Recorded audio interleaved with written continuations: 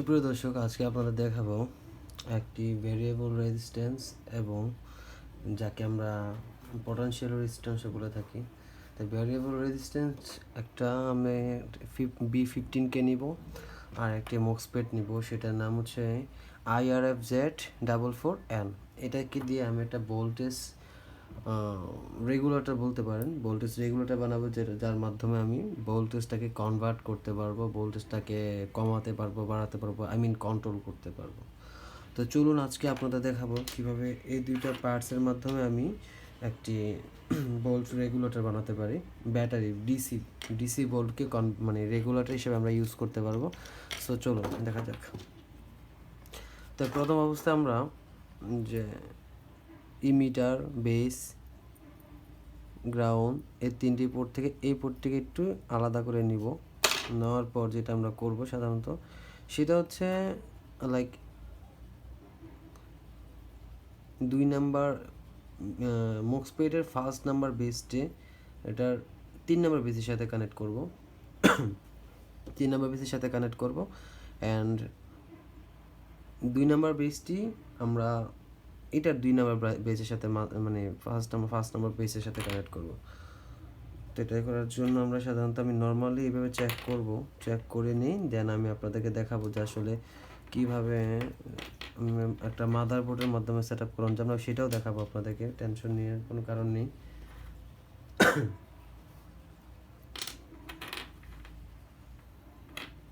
আমরা সাধারণত যেটা করতে পারি, যে কোনো একটা কিছু রেখে আমরা কাজটা করতে পারি, তাহলে খুব ইজিলি কাজটা করতে পারবো। তো এটার জন্য ফার্স্ট আমরা রজন লাগিয়ে নিব বোর্ডের সাথে। দেখুন আমরা যেটা করব,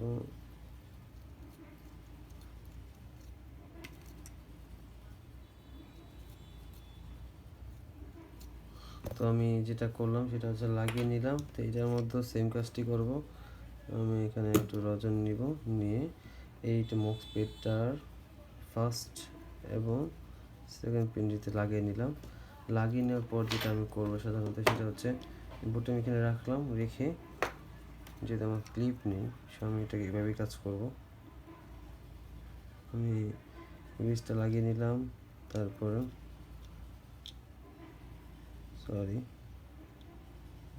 আমি আবারও লাগাচ্ছি ভুল করে।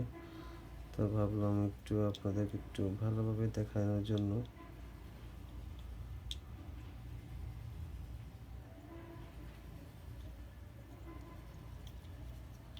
তো আমি এখন যেটা করব, প্রয়োজনে এখান থেকে একটু ওজন নিব,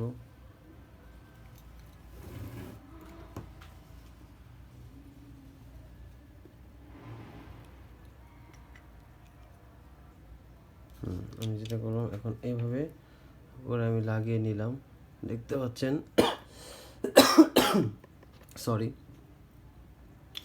তো লাগিয়ে নিলাম। এটা লাগিয়ে নেওয়ার পর আমরা যেটা করবো, এই প্রান্তটা একটু ডিফারেন্ট করে নিলাম। এখন আপনারা দেখতেই পাচ্ছেন যে অ্যাকচুয়ালি কিসের সাথে আমরা কি কানেক্ট করেছি। এটার সাথে এটা কানেক্ট করেছি, এটার সাথে এটা কানেক্ট করেছি। এখন এইভাবে কানেক্ট করার পর যেটা করবেন আপনারা যেটা করবেন সেটা হচ্ছে আমরা ইনপুট হিসাবে ইউজ করব এই পোর্টটাকে, প্লাস এই পোর্টটাকে ভেরিয়েবল এন্ড মাইনাস হিসেবে পোর্ট হিসেবে ইউজ করব। তো সেটার জন্যে আমরা সাধারণত যেটা করব সেটা হচ্ছে আমরা এটাকে নেগেটিভ টার্মিনাল হিসেবে ইউজ করব। তো সো আমরা নেগেটিভ টার্মিনালটা লাগিয়ে নিই। এটা হচ্ছে আমাদের নেগেটিভ টার্মিনাল,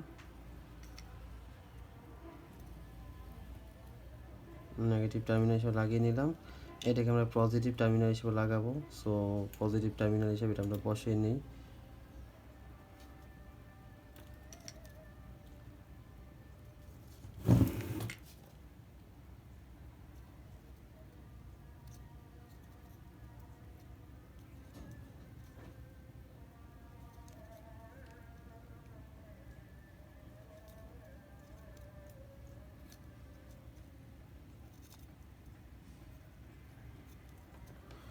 তো আপনারা দেখতে পাচ্ছেন আমি দুইটি প্রান্ত লাগিয়ে নিয়েছি অলমোস্ট।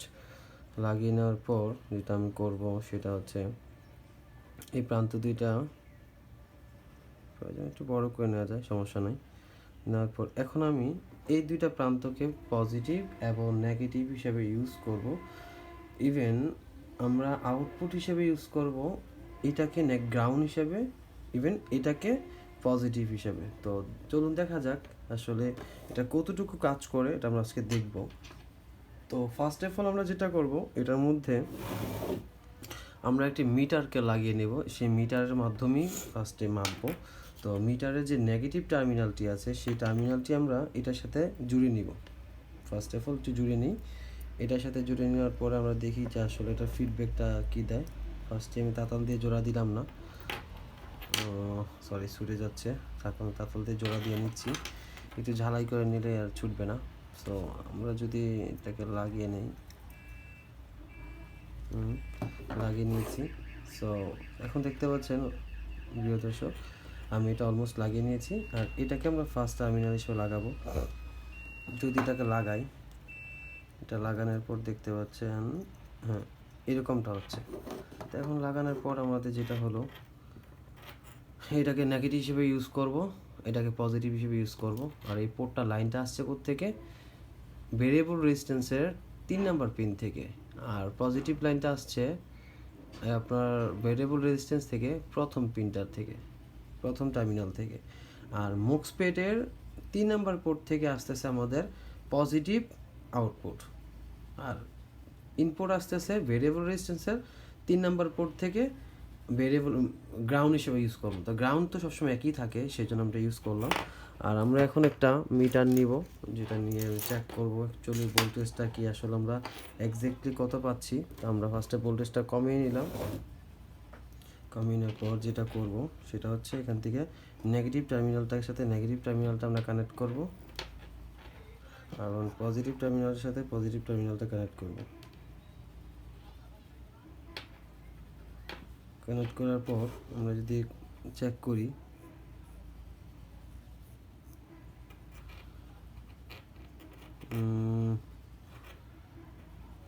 সরি একটু ওয়েট করবেন।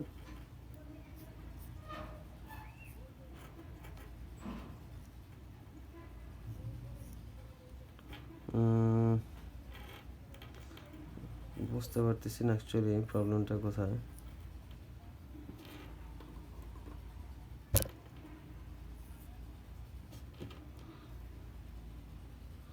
দেখতে পাচ্ছেন আমরা ভোল্টেজটাকে অলরেডি কমিয়ে দিয়েছি 4.78 ভোল্ট। সো 7-8 ভোল্টে নিয়ে এসেছি, যেটা এখানে আমার এখানে কন্ট্রোল ছিল। দেখতে পাচ্ছেন আপনারা, দেখবেন আমি যদি ক্যামেরাটা একটু উপরের দিক করি, তো দেখতে পাচ্ছেন আপনারা এখানে 8.1 ভোল্ট দেখাচ্ছে। তার আমি এখানে কনভার্ট করে নিয়ে এসেছি 4.7638 ভোল্ট। তো এটা আমরা কী হিসেবে করলাম, আমরা এই ভেরিয়েবল রেজিস্ট্যান্সের মাধ্যমে আমরা ভোল্টেজটাকে কনভার্ট করে কমিয়ে নিলাম, কমিয়ে নিয়েছি, যেটার মধ্যে আমরা চেক করতে পারতেছি অলমোস্ট যে ভোল্টেজটা কমে গেছে। তো আপনারাও সেম এইভাবে করে আপনাদের চাইলে আমাদের মতো করে এই কাজটা করতে পারেন, ভোল্টেজটাকে কমাতে পারেন, ইভেন বাড়াতে পারেন। ধন্যবাদ সবাইকে আমাদের আজকের এই পর্বটি দেখার জন্য, যেটার মধ্যে আমরা দেখালাম যে আসলে কিভাবে আপনার ব্যাটারি ভোল্টকে কমিয়ে রেগুলেটরের মাধ্যমে কন্ট্রোল করা যায়, ভেরিয়েবল রেজিস্ট্যান্স একটি মোসফেটের মাধ্যমে কন্ট্রোল করতে পারেন। Thank you so much.